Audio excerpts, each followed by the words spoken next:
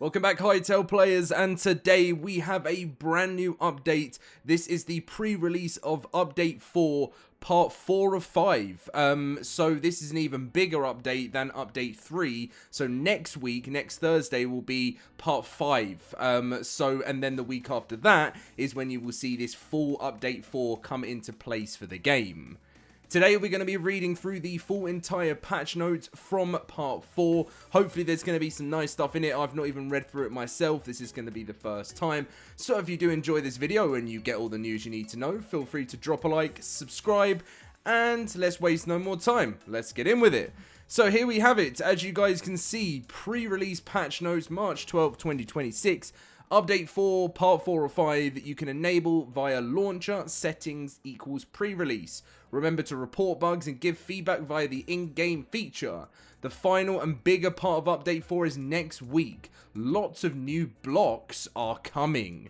So that's really cool. New blocks are literally coming to Hytale. Well, if they're saying that's the final part and then it will come into the official game. So let's read through this one now. So items and equipment. Projectiles launched by the launch projectile interactions now use the fly idle animation instead of the idle animation. New sword impact visual effects. New harvest trophy visual effects.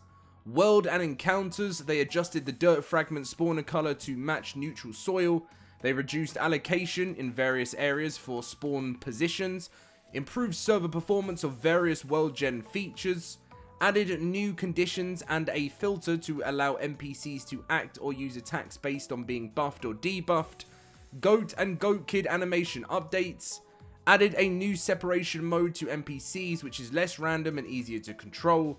Backwards compatibility with existing NPC configurations. So as for the audio, the push to talk adjustment. So push to talk will now be blocked while the player is typing in chat. Headphone stereo setting adjustment, which is introduced the spatial blending. Sound will blend between both ears rather than being left or right, which can use disorientation, especially with voice, which can cause, not use. That would be very bad. Improved voice chat audio quality on the capture side, as well as added resilience against packet loss on the playback side. Updated reverb functionality for caves, forest, mountain, and savanna.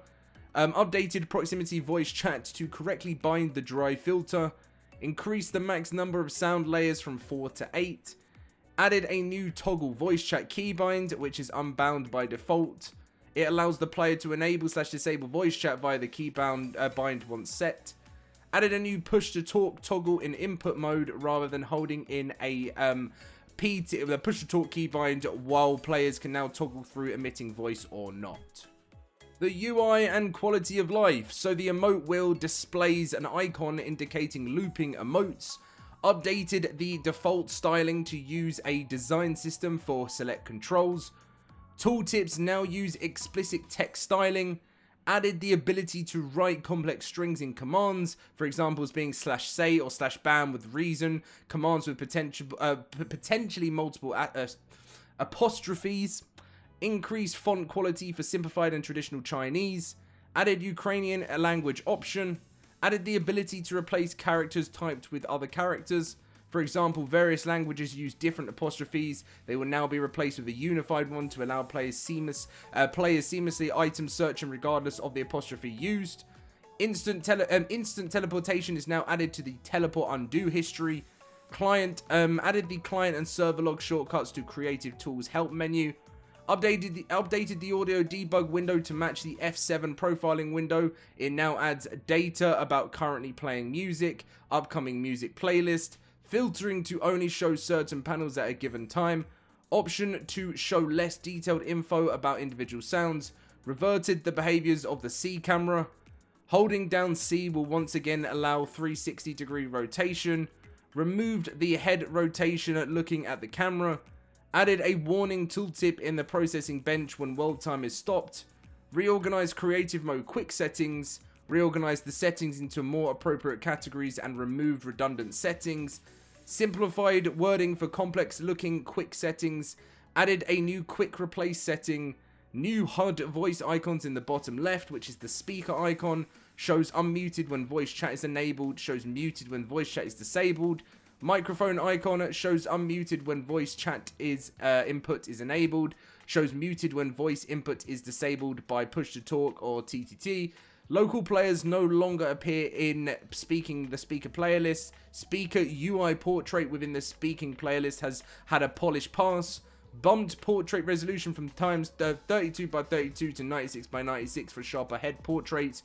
Child accounts will not be able to use the voice chat feature, and voice chat is disabled by default in single player mode. As for modding and tools, the builder tool inputs arguments have been made optional and non-alphabetically sorted. Builder tools can now have their inputs sorted based on how they are placed in the items JSON. Removed checkboxes for enabling the empty filter in mask settings. Validation for duplicate property keys while editing the JSON source in the asset editor to prevent a crash. Improved the /rotate and /flip command reliability. Added shape and size inputs back to builder tools that had them missing. Added a legend to the tint brush. Players can now blend colors and pick color existing tints using Shift and LMB. Migration from polling to events within the builder tools and the machinima. Prefabs loaded from the asset packs now override internal ones. Significant improvements for preview rendering of the paste tool and selection tool. Added commands for server admins to bootstrap the auto update layout from a bare jar file. Implemented the ability to trigger sounds in the Noasis UI. Implemented command interaction. It adds the ability to run a command from an interaction. An undo shortcut can now be used when not holding any creative tools in creative mode. Now here we go with the bug fixes. Combat and NPC item fixes. Projectiles such as chalk hatchets have been adjusted to use movement states to prevent them from spinning forever. Fix client predicted arrows getting stuck in ladders. Added new interaction hints from the harvest trophy. Fixed an issue where mount movement settings were reverted as soon as they were applied. World and block fixes. Performance improvements for chunk reference storage. Fix zone 4 tree mask and city mask edge cases. Sewer dungeon spawns are now 100% guaranteed in every city. Trees should no longer spawn on top of the monument areas such as encounters, cities, temples or dungeons. Fix some trees being able to break blocks around them when growing. Fix seed override for spawn positions. Fix the wrong music or ambience playing for a few seconds upon entering a world. Fix an issue where background music could resume from the middle of the track when returning to an area. Fixed MPE in the world spawning system caused by wrongly asserted chunk components. Fixed V2 world gen from using too much memory when loading many prefabs. Also increases the asset reload speed, which results in faster viewport refresh and world creation. Now, on to creative tool and modding and plugin fixes. So they fix masks blocks in brush settings being removed upon reopening in the mask setting UI. Fix log spam during voice chat usage. Fix the replace command ignoring empty blocks. Fix logger warnings for missing animation keys. Fixed crash when scrolling quickly between brushes with the large previews. Fix multiple tool bugs with entities, liquids, offset, rotation, duplication, and previews. The node editor now handles renaming node types better. Fix line brush notifications. It no longer includes unnecessary decimal places for diagonal lines. And here we have the general fixes. Fix the voice transmission stopping when menus are open. Added detection on game start if the user needs to load an extra font. CJK, when they use system language as a setting.